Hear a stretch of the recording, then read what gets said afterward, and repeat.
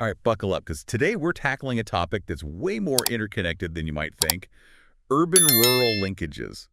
And we've got some seriously juicy research to dig into. Absolutely. This document, Urban Rural Linkage-v2.pdf, really challenges us to rethink those assumptions, about cities and the countryside being worlds apart. It's like we hear those words urban, rural, and boom, Yep. instant mental images, right? Totally. Cities equal like nonstop opportunity, but also hello tiny apartments and traffic jams that could make a monk lose their cool. Yeah, and then there's that whole rural ideal, right? Peace, quiet, knowing your neighbors. But then you flip it and it's like, wait, limited jobs, tough to see a specialist when you need to.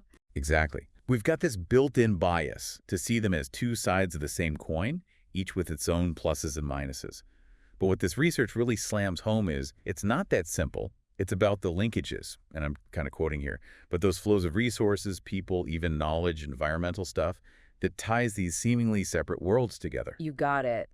Think about it. The food you eat, the clothes you're wearing, even that smartphone, huge chance it's all been part of this intricate dance between urban and rural areas. Okay, so we're talking way more than just like a weekend farmer's market trip or that cute Airbnb in the countryside.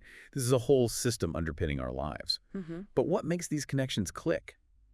And what happens when they go wonky? Now that's where it gets really juicy. This research doesn't just state the obvious, it lays out frameworks for how to actually engineer urban-rural partnerships that work. Frameworks. Like, we're not just throwing spaghetti at the wall and hoping something sticks. Not at all. This document dives into 3 different frameworks, each giving a unique perspective. First up, the DV framework.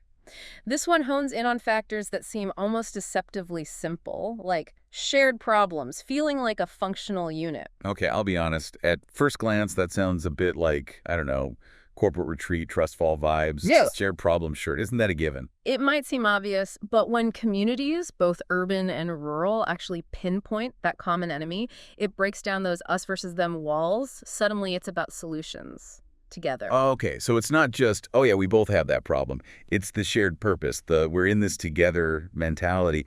But this functional unit thing, I need a bit more on that. Imagine people in a region, city dwellers, folks on farms miles out, if they start seeing themselves as part of the same system, cooperation goes up. One success is connected to the others, makes you more willing to lend a hand. Makes sense. It's like that shared identity, right? Yeah. Bigger than just Yeah. where you live. So DV framework is all about collaboration, shared vision. What's next? Well, the UN has their own framework, brings a global view, think integrated territorial development, big on data-driven stuff and making governance inclusive. No cookie cutter solutions allowed, huh? You got it. They know what flies in one place might crash and burn in another. Local matters, and so do partnerships. We're talking communities, government folks, even private businesses. Everyone's got skin in the game. I like that. It's not top down or bottom up. It's like this all hands on deck approach. But we've got collaboration, a global lens.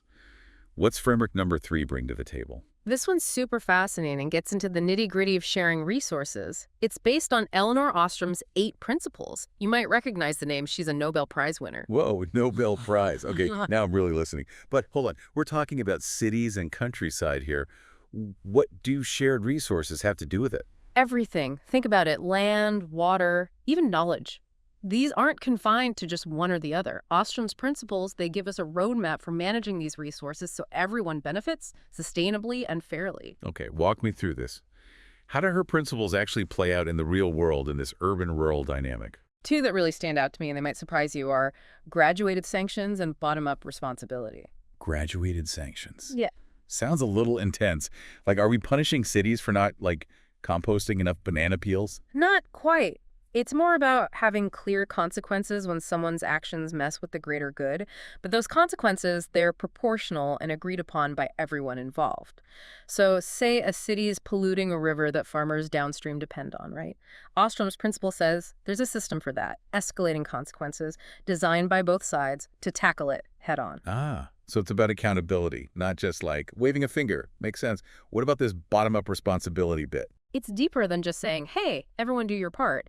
It's about understanding that solutions that stick, they usually come from the communities themselves. Instead of dictating from on high, it's about empowering both urban and rural communities to have a say, to own those decisions. So a real shift in mindset from top down to this more collaborative, we're all in this together approach. Exactly.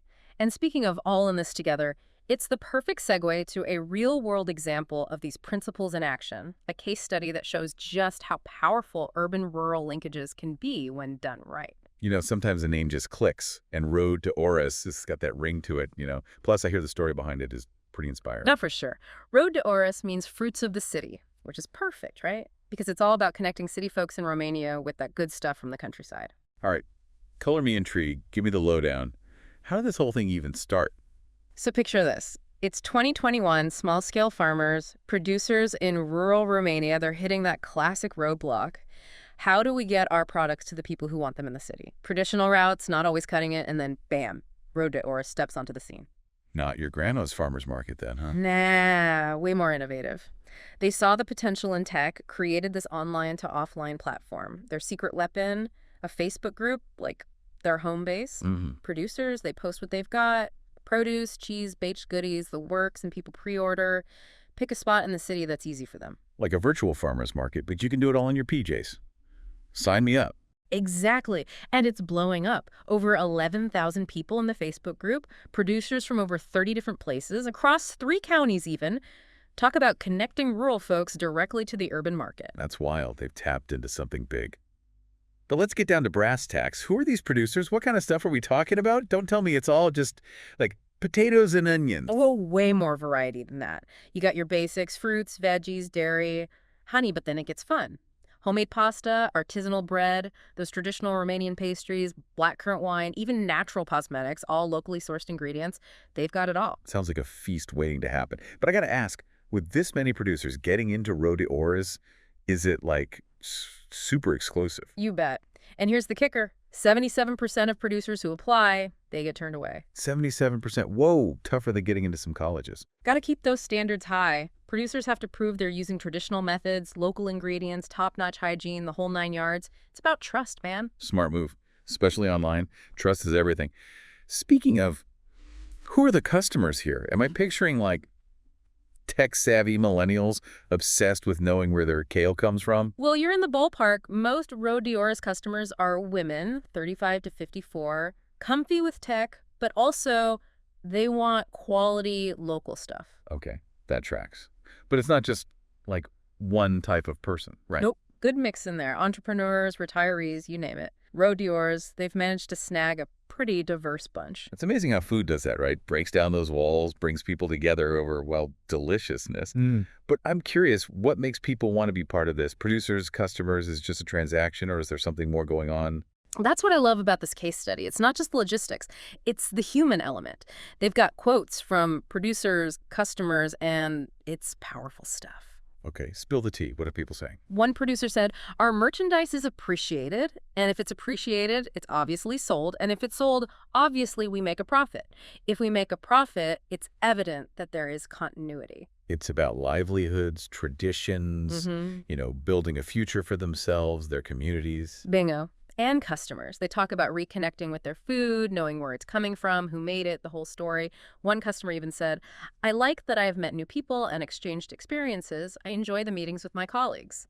There's that community aspect again. It's not just a swap of goods. It's about human connection. Love that. But let's be real, nothing's perfect. Yeah. What kind of bumps in the road does an initiative like Road to Oris face? You know it. And the research, it doesn't shy away from that. One big one, capacity. Right now, it's basically a one-man show. This founder, he's handling it all, producers, pickup spots, everything. Wow, talk about wearing all the hats. Yeah. But yeah, I can see how that's not a long-term solution, especially if they want to grow. Exactly. So they're stuck between staying true to their roots, small, community-driven, and needing, more structure, support to handle the demand. A classic growing pain. What else are they dealing with? Infrastructure is a big one. They're using rented parking lots, public spaces for those pickup points. I can see the limitations there. Not exactly a recipe for maximum efficiency or, visual appeal. Right. Then there's storage. Lots of this stuff needs to be kept cold, and producers, they often can't handle big quantities. They're looking into a central cold storage facility, which would be like a game changer. It's like they're on the cusp of something big. A central storage hub, maybe even a dedicated Road to Oris space. Those are big decisions. Have they considered, like, teaming up with local authorities or businesses to tackle some of this? Ah, now that's a juicy question. Leads to a fascinating dilemma, actually. So we're back, and I gotta say, this dilemma has me hooked.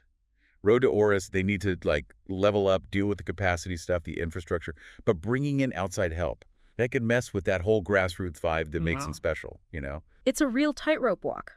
Partnering with, say, the local government or some big company, yeah, they might get the resources, the space to grow, but then you risk bureaucracy creeping in, maybe their goals start to shift, could even alienate the producers or customers who love that independent spirit.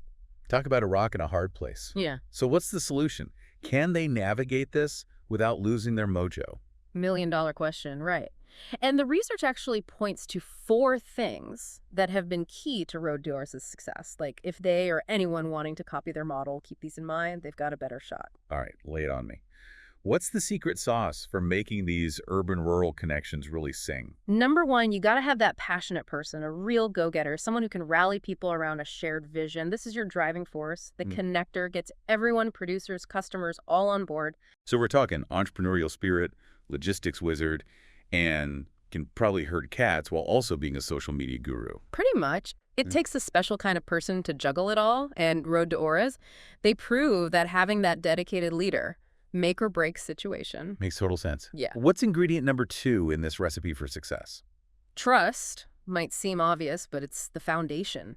Producers got to trust the organization's got their back, and customers got to trust those products are top-notch, ethically sourced, the whole deal. Just like any relationship, right? Without trust, you're building on sandcastles. Exactly, and building that takes time, being open and constantly communicating. Okay, passionate leader, trust is there. What else is crucial? This one's a bit more practical, but the whole thing has to make financial sense for everyone. Producers got to make a living, and customers need to feel like they're getting their money's worth. Finding that balance, right? Where passion meets practicality. Good vibes alone don't pay the bills. You nailed it. And lastly, but super importantly, you need that strong sense of community. Okay, we've heard this a few times now, and for good reason, right? It's about people showing up for each other. 100%. Building those connections between the folks making the food and the folks eating it, that pride in supporting local, feeling like you've got a stake in the whole thing, people need that. It's bigger than just buying and selling. It's relationships, shared values, that sense of belonging. And isn't that what makes a community thrive? City, country, doesn't matter. Which brings us back full circle to those frameworks we talked about.